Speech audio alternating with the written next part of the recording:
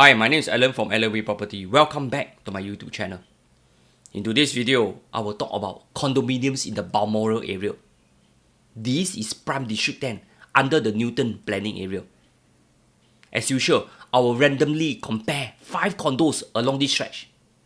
Most of the condos are of freehold tenure. Hence, it will be easier to compare them. As usual, I will look into big and small projects, old to new ones. This will allow us to have a more holistic picture of its performance over time. I'll be looking into only those that have sufficient resale transactions. They are One Balmoral, Pinewood Garden, Volare, Swiss Journalist, and Guru Residence. Are you curious to find out which condo will be the hit and which one will be the miss? Stay until the end. I promise you, you will definitely learn something from it. Here, let's dive straight into the details. First stop, One Balmoral. It is located along the junction of Balmoral Park and Stevens Road. It's across Novotel Singapore on Stevens. There are 2 tower blocks and comprise 91 units of 1, 2, 3 and 4 bedrooms. It TOP in 2016. This is a Hong Leong development. Most importantly, it's on freehold tenure. This is the same across all the condos along Balmoral Road. As usual, let's zoom into the historical chart. The developer first launched it back in late 2013. Sales was lukewarm. The developer hold it back and wait after it is completed before relaunching it again. The going rate was between 1,900 to 2,500 per square feet. These kind of prices, very cheap in today's context, correct? Anyway, resale transactions have been fairly healthy over the years. From a look at the chart, we know they confirm make money. Let's take a look at the profitable transactions. So far, there are 12 profitable and 1 unprofitable transaction.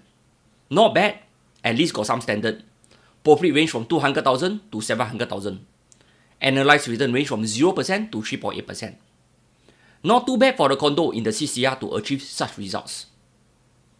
Anyway, the going rate is around 2,700 per square feet. Still can buy?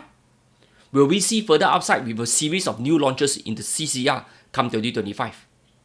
Please share your comments here with me. Next, let's go into another nearby condo. Pinewood Garden is located along Balmoral Park, on elevated ground, behind the bustling of all the road noises and surrounded by condos along Ee Boon Road. Guru Garden is sitting on a fairly large piece of land. There are 149 units and TOP in 1990. This means it is 34 years old. I personally quite like this kind of development. It has a kind of old world charm with a touch of neoclassical architecture. Most of the units are huge. 2 bedrooms is already 117 square meter. Decent living space from utility to young area. The same goes for the 3 bedroom from 147 square meter. This kind of space is very comfortable. So much of the space. Let's see if you can make money or not. Not bad. 51 profitable and 10 unprofitable transactions. Let me share with you. This is a good indicator of the health of the condo. If you have too many losers, better avoid them. Profit range from 600,000 to a massive $2 million. Let's dive deeper into these 2 transactions. I assume they are the first owners. They have fared a decent 2.6 to 3.7% annualized return. What does this tell us? Well, buy a good product, hold in the long term, stay until you're very sure, and when it's time to sell, no worry, there will be plenty of takers. Let's go further down the road. Volare is located along Balmoral Road. It's sitting on a sizable site with the Goodwood Hill landed enclave behind it. It was formerly a hotel known as Garden Hotel. It was acquired by CDL in 1999 and subsequently redeveloped into a condominium. Sadly, I still feel Garden Hotel should be preserved instead of tearing it down. Who knows? Garden Hotel can give Shangri-La a run for its money.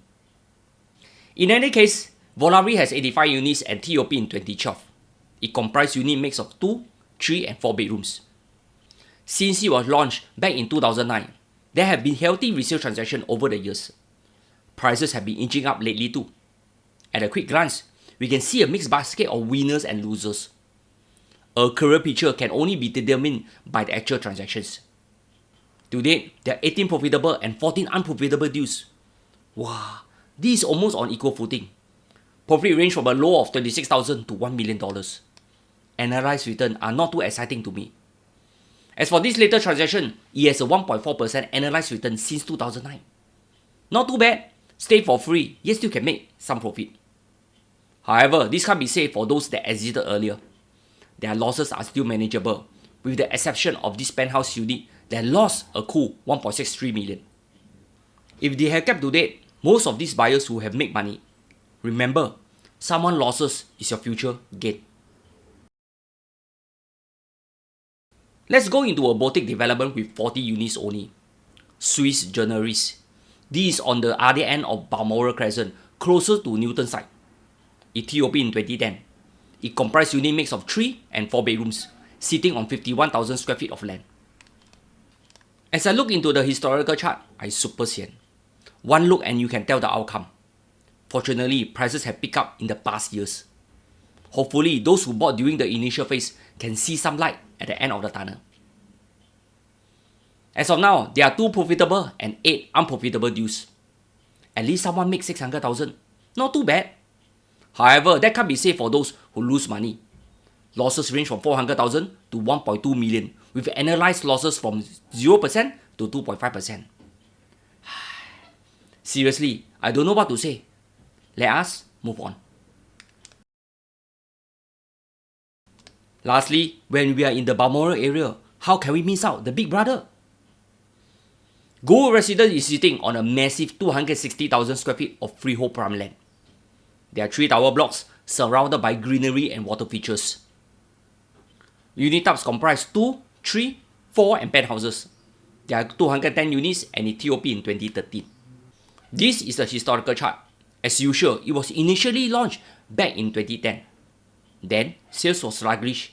The developer relaunched it again in 2014 after it TOP. As usual, ready units attract a fair bit of investors as well as for those buying for own stay. There are a healthy number of resale activities. Till date, prices have seen an uptick improvement. Here, there are 59 profitable and 12 unprofitable deals. Profit range from 140,000 to a whopping 16.4 million. This is apparently one of the penthouses. Amazing, right? The original owner bought it for 1457 PSF, which is decent factoring in the bigger strata area. He subsequently flipped it for 2988 PSF, which is almost on par with a smaller unit. Impressive. Let's sum up. I will compare the data a decade ago from 2014 to 2024 to have some consistency in our comparison. A quick look at the data. We can observe that One Balmoral, Volare, Swiss Journalist and Gold Residence fare between 8% to 17%. Take note, due to limited resale transactions for some of the condos, please read the number with a pinch of salt. However, the only one that stood out was none other than Pinewood Gardens. It achieved a stunning 48% return during the same period. This could be because it started from a lower base and started to recalibrate itself when its neighbors start to achieve record PSF after PSF. Another reason, as I mentioned earlier, is the good size, livable environment, and far away from the road noise. For Pinewood Garden owners, without en bloc, already making attractive profits. By the way, when I was doing my research, I can't help to notice that some of the newer condos along Balmoral Road don't seem to have a lot of resale transactions, even though they have already TOP for some time. Here, I don't wish to name them. You go and do your own research by yourself. Some of them even have more losses than you can ask for. Seriously, I don't know what went wrong. Maybe it's the layout, maybe it's their sizes, maybe it's the design. Well, I can only say some of them have horrible designs. On the other spectrum, some of the condos in the Balmoral area are beautifully designed. Here, some of you have privately asked me why I like to compare the condos' performance in different parts of Singapore. Why I want to highlight those who do well and those that lose money. Well, I think I'm pretty objective in my reviews. If they are good, we can learn from them. Similarly, if they fare poorly, we can avoid making such mistakes too. After all, my video is all about empowerment. Anyway, I'm actively looking around. After doing such content, I'm pretty sure I will slowly unearth the hit from the misses That's all, and see you in the next video.